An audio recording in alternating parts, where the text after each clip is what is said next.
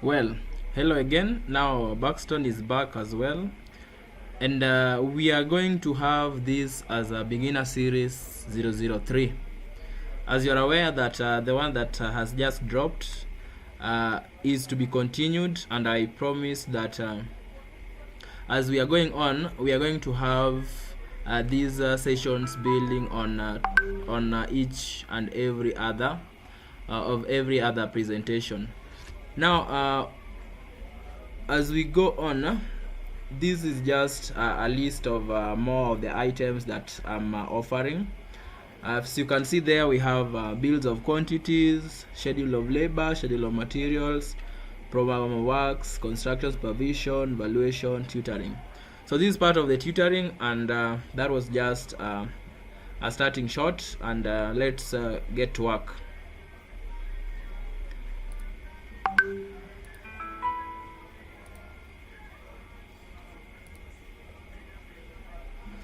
Now we had reached to a point, this was part of what we were presenting the other time, and we have looked at it, and we are to the point where we are talking about standard methods of measurements. So we've talked about the joinery. Joinery is where we stopped from the previous presentation, and now we are moving to the bit called structural steelwork.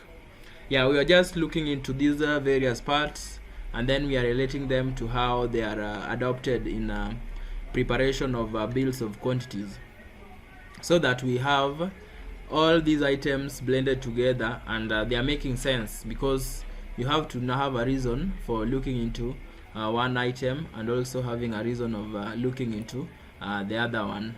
So yeah, talking about structural steelwork, you notice that it also has got various subdivisions, and as you are aware that in construction, structural steelwork is made of different constituting different parts in the actual construction. For instance, I told you that you might have structural steelwork, for instance, in roof. So looking into our bills of quantities for what we have. So looking into what we have for our bills of quantities that is presented now, you realize that structural steelwork might be falling into various categories or various sections of the bills of quantities. For instance, I've told you that you might have structural steelwork forming part of the roof construction. So you might have it there. You might have structural steelwork falling under pergolas, for instance, where you have those supporting structures, and also the ones that are running to the to support the covering of the pergolas. Yeah, for instance, if it's an open pergola, so to say. So you'll have structural steelwork falling into different parts of this, as you can see from that given presentation. So we have that, and then the other one that we can see also is metalwork. So metalwork, different sections of it as well. We have plates, sheet metal, composite units, etc. Then the other one is plumbing and engineering installations. So plumbing is also an important part of the bills of quantities, and it has also been shown in these of our standard methods of measurements.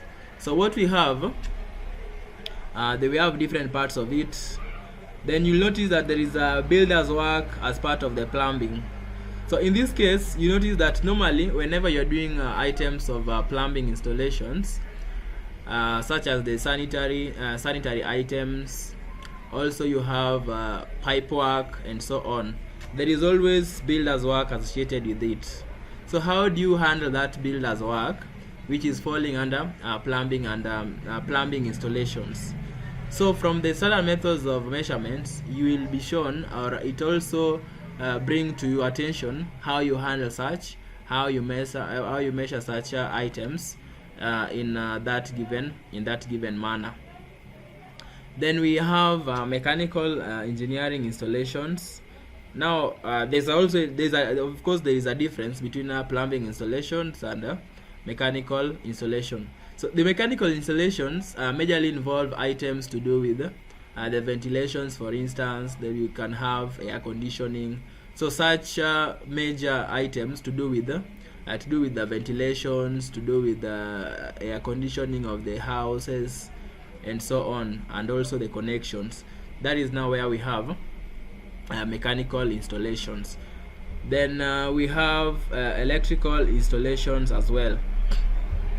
So you have to remember that the three that we've just covered now, that is the plumbing installations, mechanical installations, electrical installations, they are falling under what we call in the bills of quantities. We refer to that as services. So now that is the third section that we have here, section 3.0, talking about services installations. So we have mechanical installation, that is now plumbing, drainage, and so on, and we also have electrical installations. So these two was part of the bills of quantities that I've managed to share with you, so that you see how the parts that we've talked about can be incorporated into, can be used, the rules can be applied in making the bills of quantities. So that is what we can see in that given section. Moving on, we have other parts. Now we have floor, wall, and ceiling finishes. Now generally those are finishes, the internal finishes. So the floor, wall, and the ceiling finishes. Now it also involves external finishes in that given within that given section. So let's see where that one is falling. So those ones are falling under builders work. Now the section that you can say that section 2. Okay, so under section 2 you can see we have external finishes, internal finishes. So the internal finishes is where you can have now floor, you can have internal wall finishes, you can also have the ceiling finishes within that given section. Then let's see what's next here. Then we have painting and decorations, then drainage, landscaping, roadwork, and fencing. So you realize that while I was starting this given presentation, now the previous one that we are building into this, actually now that was the very beginning, that is the beginner series 001. You realize that I remember I was telling you that we have these standard methods of measurements is for building works and also associated civil works. So road works is now one of the items that is now forming part of those associated civil works. So there are bits of road works that are covered within the standard methods of measurements. So that's why it's also important that as the title is reading, you are able to note that you have item 1 and item 2 as civil works that is also going to be touched within the so-called SMM under that particular section. Then we have fencing, including gates, and so on and so forth. So that brings us to the end of the general the overview of the sections at random. That is now the summary of the sections and the way they relate into now our bills of quantities, which has also just been shown in summary. You can see there is external works in that given part, including boundary wall. We have landscaping. You have seen its section X from this given presentation. So precisely that is now the general relation of the standard methods of measurement and now in your ultimate prepared bills of quantities.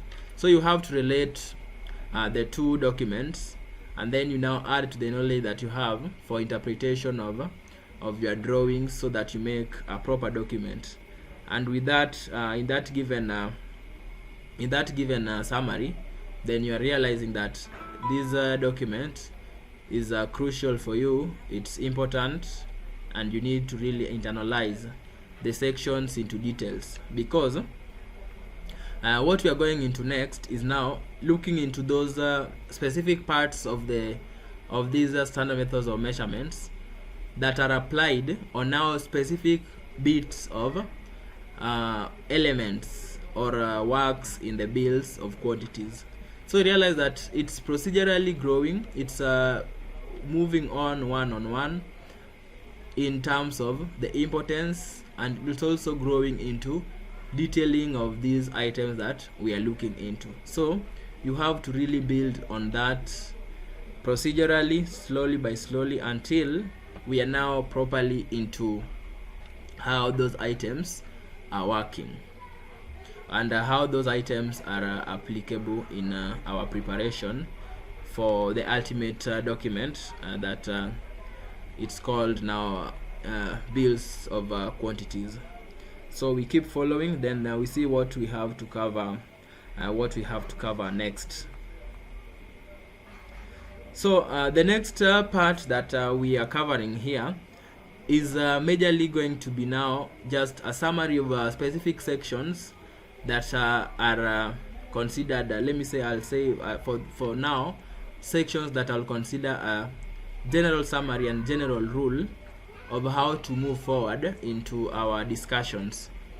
And just to reiterate what I'd said just in the previous presentation, I said that as we move on, you realize that we are not going to be able to cover everything, and now for that reason there are some items or there are some rules which we are going to consider later on, while now we'll be doing the actual measurement, so that we can make the reference, come back to this given document, and we move with it in that manner.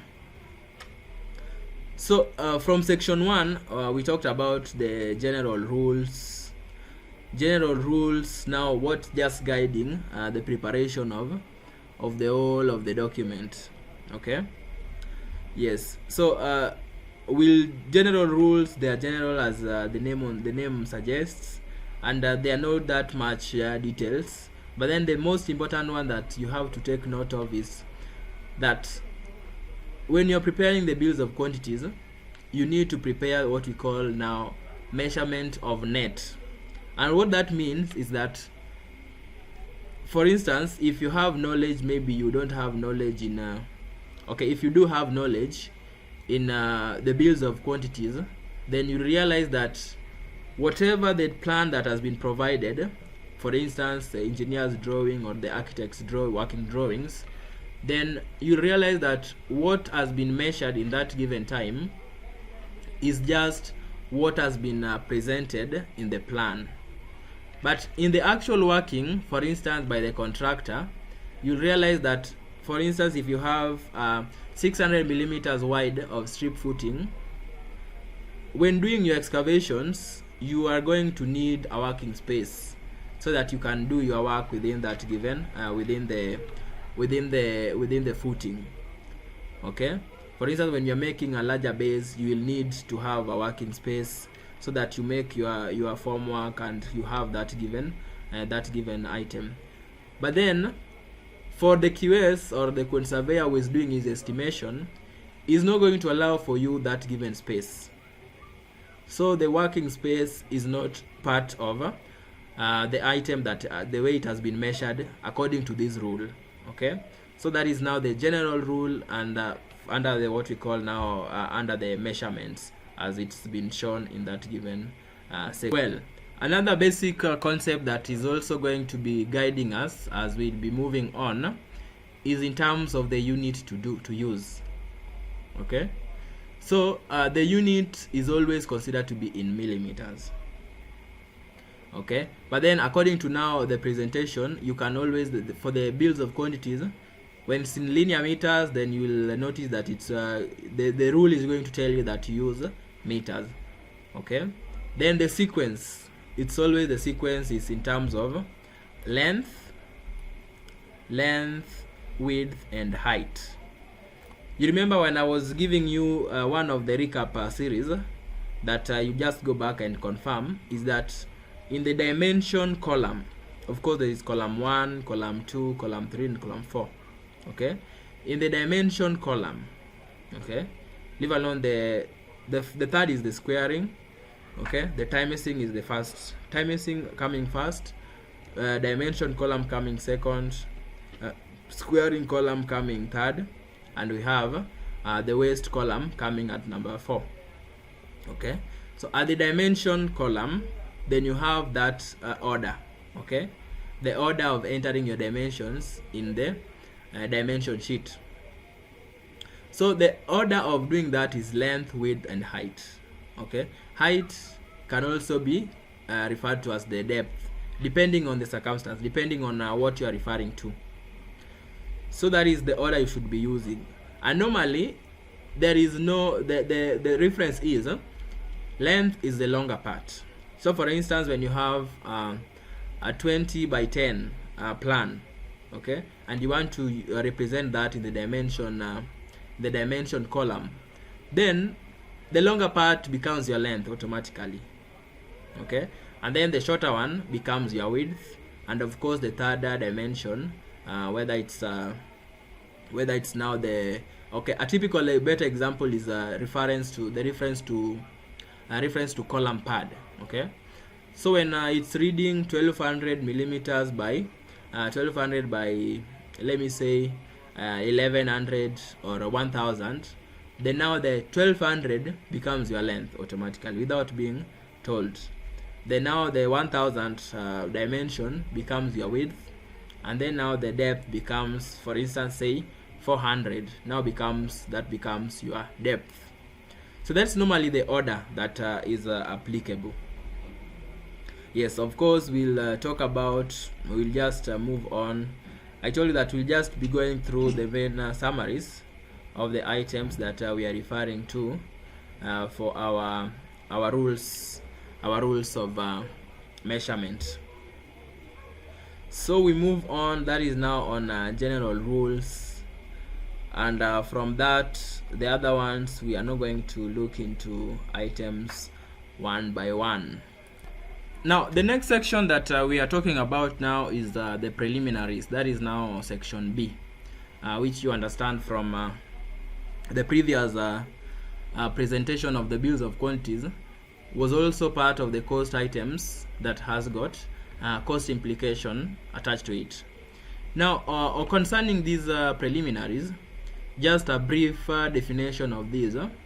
Now these are items that will aid you to get now the actual output deliverable, for instance, when you are constructing a house. But then in real sense, there are items that they don't have that direct let me say material that is tangible for that case. But then instead, there are items that are going to aid that process to be conducted. They are going to enable you to do the construction. A case in example is a signboard. Now that is a preliminary item. You are not going to directly use the signboard in construction, but then it's a requirement. Okay, it's a requirement that you have a signboard that is showing a contractor, showing the other consultants within that given construction. For instance, you have water. Okay, so water is a preliminary item, quite crucial. You have electricity, you have security. So all those items that you cannot do them, they are going to aid in the construction process, but then you find that they are cannot be classified as either a material, or you can classify them as a builder's work and so on. Another instance may be mobilization. So those items are considered crucial, and in fact that is why they also have a mode of their classification for the purpose of doing the work. So maybe you can just see now an example of a preliminary item in the bills of quantities that we have. For instance, as I've mentioned to you, that these preliminary items, they are crucial in you doing the construction. For instance, you'll have items like location. Now this is the site. Where is the site located? So some of them are just indicative and do not attract any cost. Okay, But then the information that they're providing you with is quite crucial, and that's why it has to be part of your bills of quantities.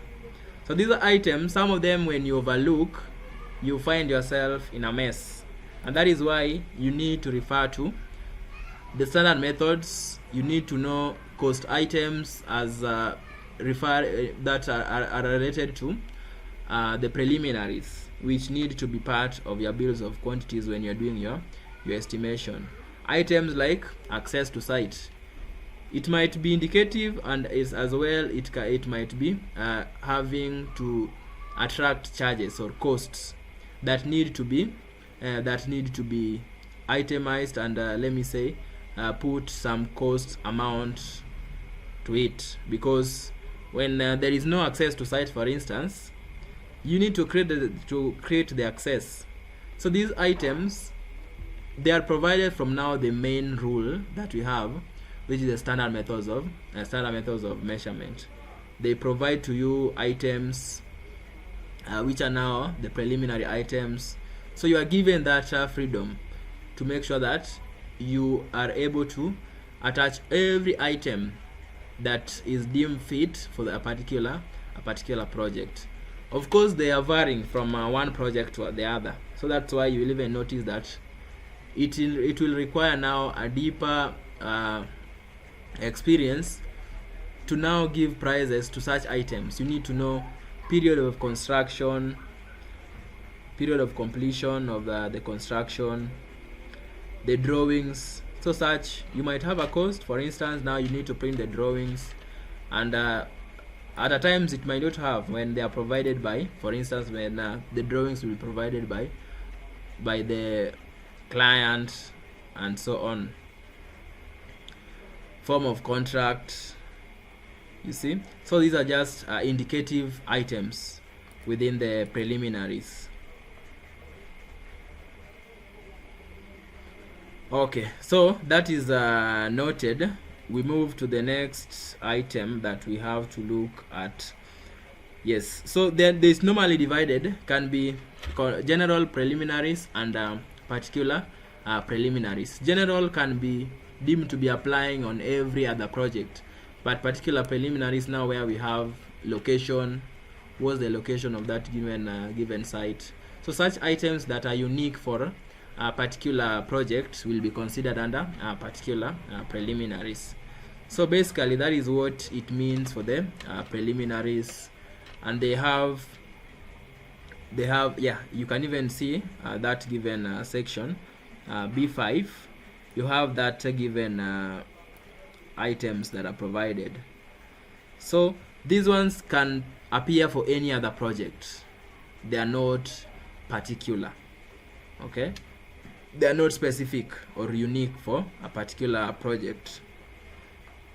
So that said, we have the rest of the items that we've mentioned.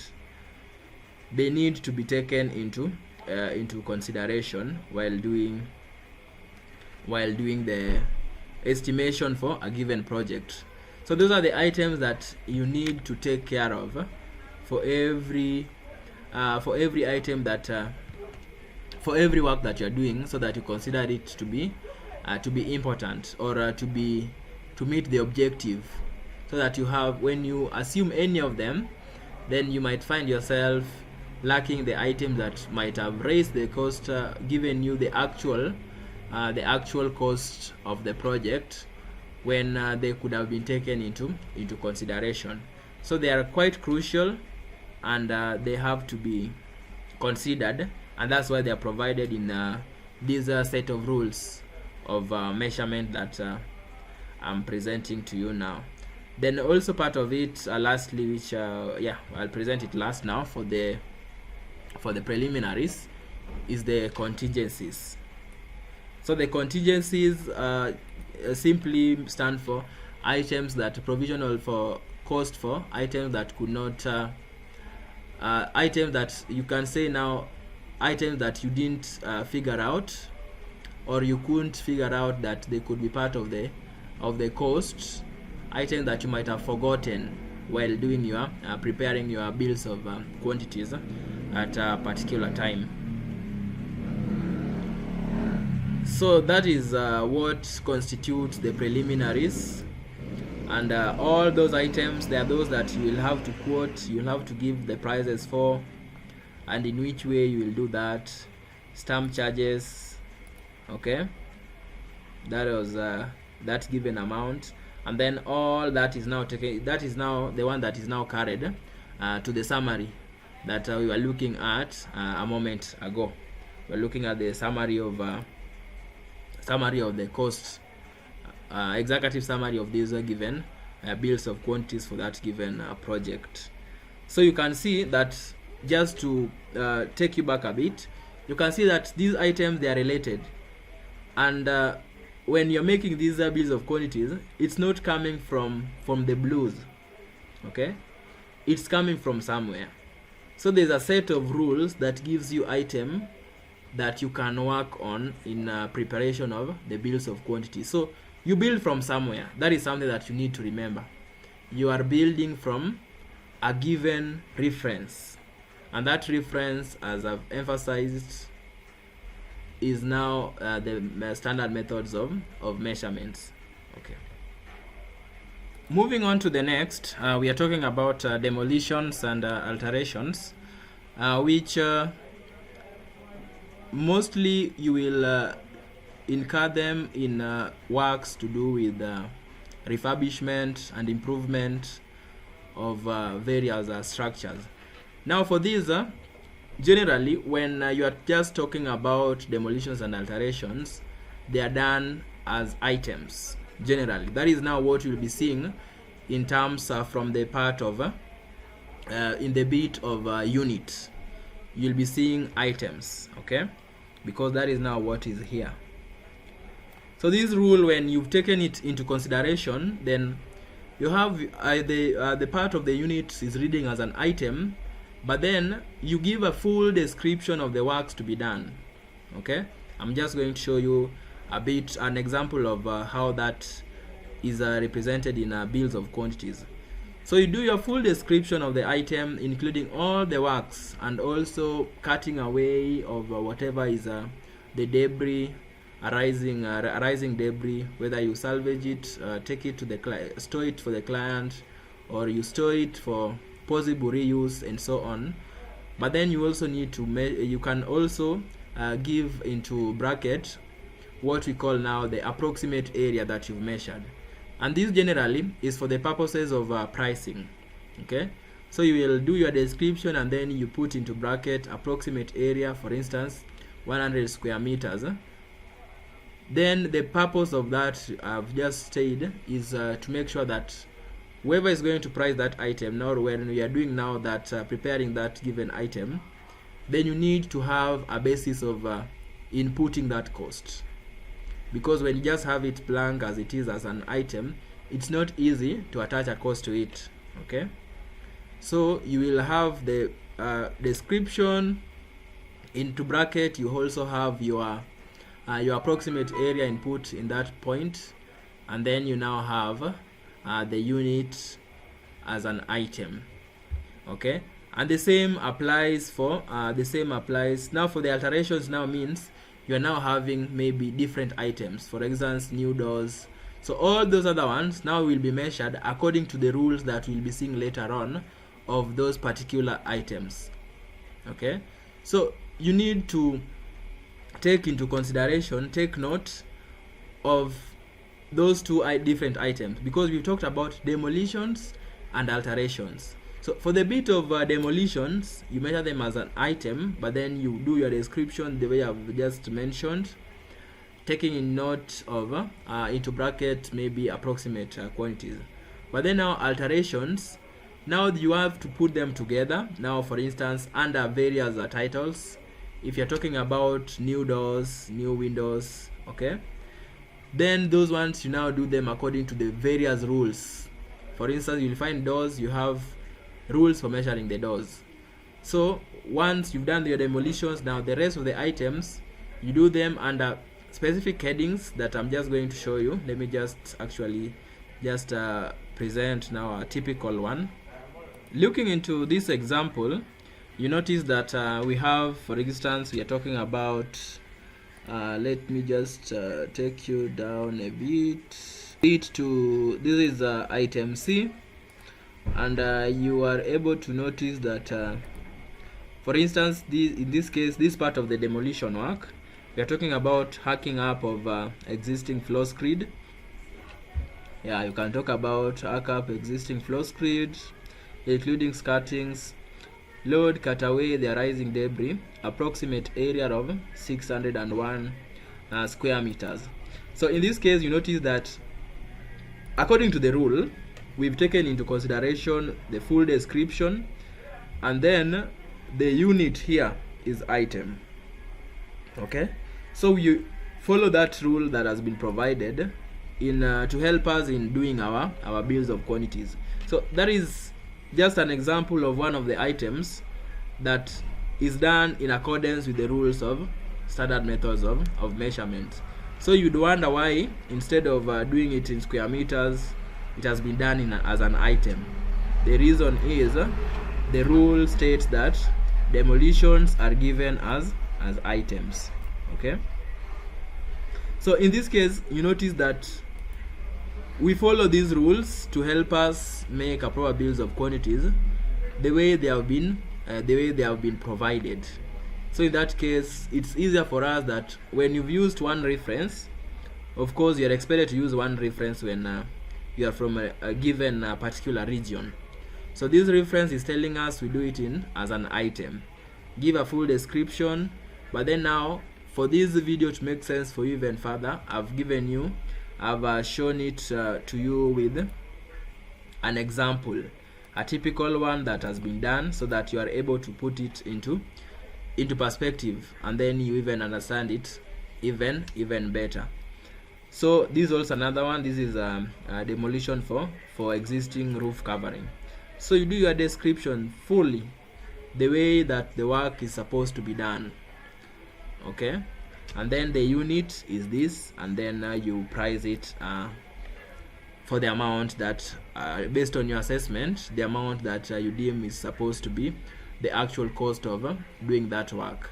Okay, so that is how the demolitions relate. So I want you to see now, for the alterations, you are told that alterations, you group them according to appropriate heading, and then now the rules that will apply is now according to the rules of those sub items. For instance, if you talk about windows, you are going to measure windows under a specific item, under the specific heading, but then in relation to the rule which is now supposed to be the rule for measuring the windows.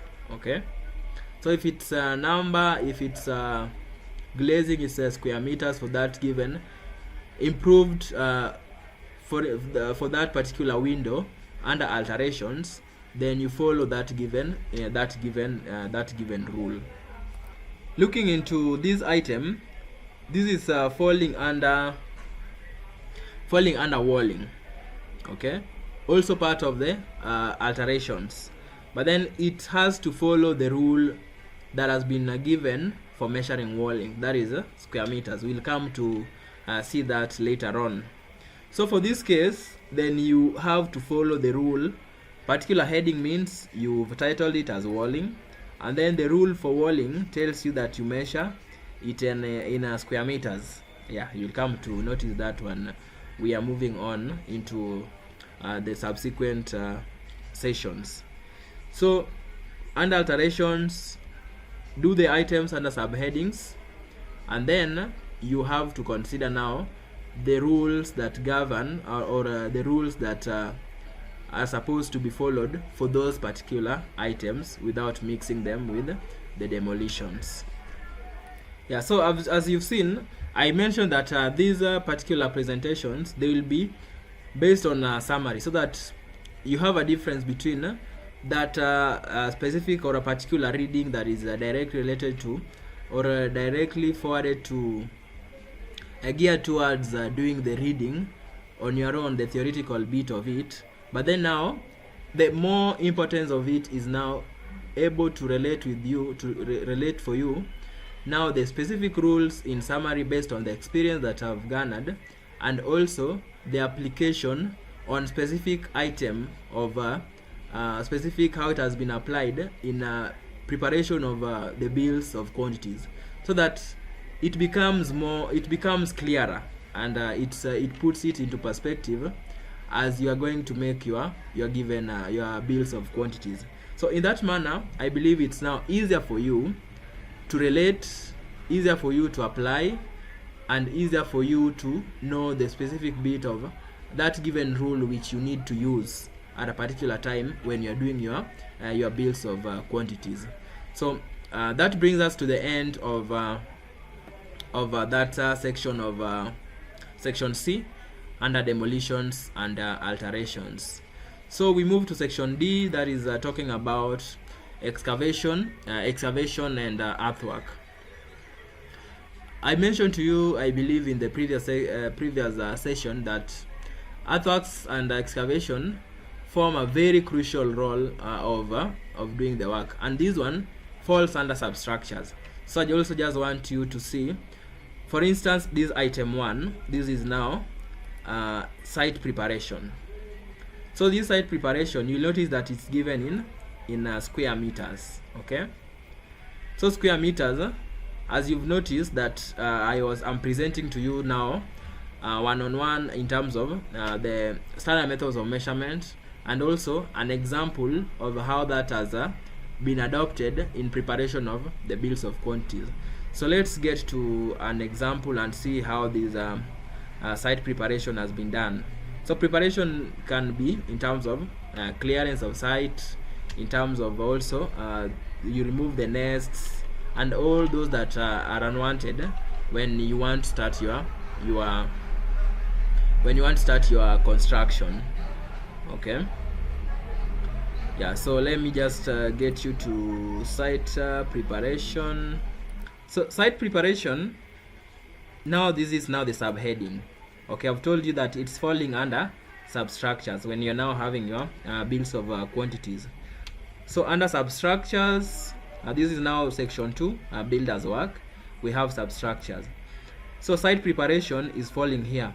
When you look at now your unit square meters in relation to what you've been told in standard methods of measurements, and then now you do your calculation. You find the area, based on length and width. All those we are going now to see now a typical way of now doing those carrying out those measurements. But before we get there, then you now need to understand that for this site clearance, I have to do it in square meters because that is what the rule says. And then now that's square meters, you have to show us the unit in that given order, and then now the quantity of what you've done based on the first principles. You've measured length, you've measured the width, you've multiplied, you've done your deductions, which have to be done net in relation to the rule that we had also, the general rule that we have also covered. Okay, so you write your quantity there, the unit is there, description is also contained in that given part. That said, you understand that there are other items that I will also just give you spot on summary of the applicable rules. If you're talking about trees, you do them in numbers. Okay, talking about trees, you do them in numbers depending on sizes. So for you to consider it as a tree, then it has to be, you measure it 1 meter from the ground level. Okay, and then you measure the girth of that tree.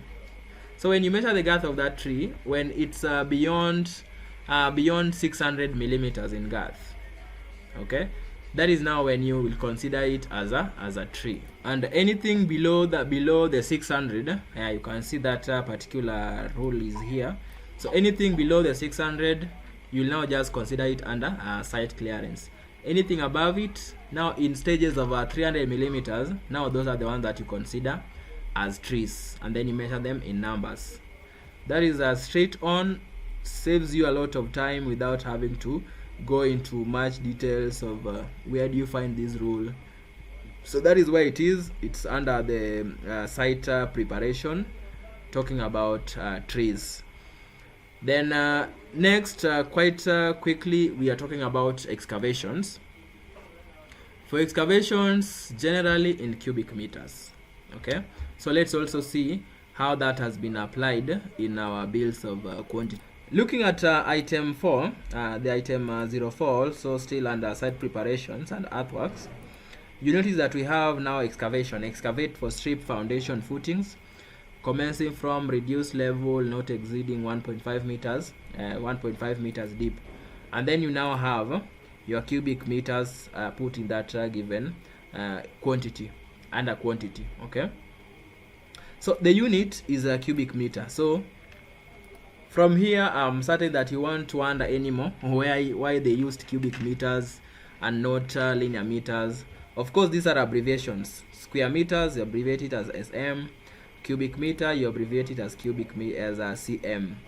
And then all those are now following a particular rule, which is directly from standard methods of measurements. So that is quite clear, and it should ring into your mind now the essence of having to emphasize that we need to get our first principles, the rules, at our fingertip. You need to understand the rules and why we are doing them as the way that we are doing them, and what reflects in the final document that we have in form of bills of quantities. So let's see what next. It's also worth noting that for instance, when you have rock, all those still will be falling under the excavation and be done as an extra over item. An extra over item means that you do your excavations generally in assumption that with reference to now the ordinary excavation soil, and then you also do the rock on its own, because now it's within the other excavation which you've done, but then it will now be involving special treatment. Okay, so for that special treatment there will be now an additional charges related to the same, and therefore you'll measure it as an extra over item as a in cubic meters, just the same way you've done the excavation above. Then we finish with the surface excavation. Now this one, for the other one, we've said that for clearance you do it in square meters. For this surface excavation, there is you also do it in square meters, but then now when it exceeds 300 millimeters, then you will now be doing it in cubic meters. Surface trenches, now those are falling under excavation. We've talked about that, and we do it in cubic meters, as we've said. The items which are also involved, items for instance are keeping excavations free from water, and also supporting sides of excavation. Those are measured as items, because that is what the rule is saying. And just to show you, that is a surface treatment, not that. So disposal, we have disposal here, disposal of water. Now that is now the one that I've told you that you're keeping surface excavations free from water. Those are measured as items. Okay, then lastly, as we conclude for this session, we talk about hardcore filling, which when it's below 300 millimeters in thickness, okay, then you do that measurement in square meters. When the thickness is beyond 300 millimeters, so if you want to strike a line, so anything up to 300, do it in square meters. So 301 beyond onwards, 300 millimeters, 301 or 300.1, if you can have that given specification for thickness, then you need to measure that in cubic meters. So anything that is now beyond 300 that I've just mentioned is done in cubic meters. Yes, so that is how you would refer to it for hardcore filling. So that said, I would like to conclude the session for this beginner series 003 with that point, and then we now catch up later for the rest of the other bits of explanations on standard methods of measurements. These are the rest of the items which you can find if you need a one-on-one description or one-on-one tutoring of what we've just covered. For even more in-depth coverage of the same, then you can find me. My contact is here. You can just get me on WhatsApp, then we organize the session, and we have to benefit from it even further. So let's as we conclude, please remember that for you to get much and much more benefit from this, and we grow even more together, then I urge you that you please subscribe to this channel, turn on that notification, so that as soon as the content is brought, you are able to get it, so that we are at par with our learning, and I will really appreciate that so much. Thank you so much. Stay in touch, and await for the next that is coming very soon. Thank you very much. Thank you for this. Thank you for watching.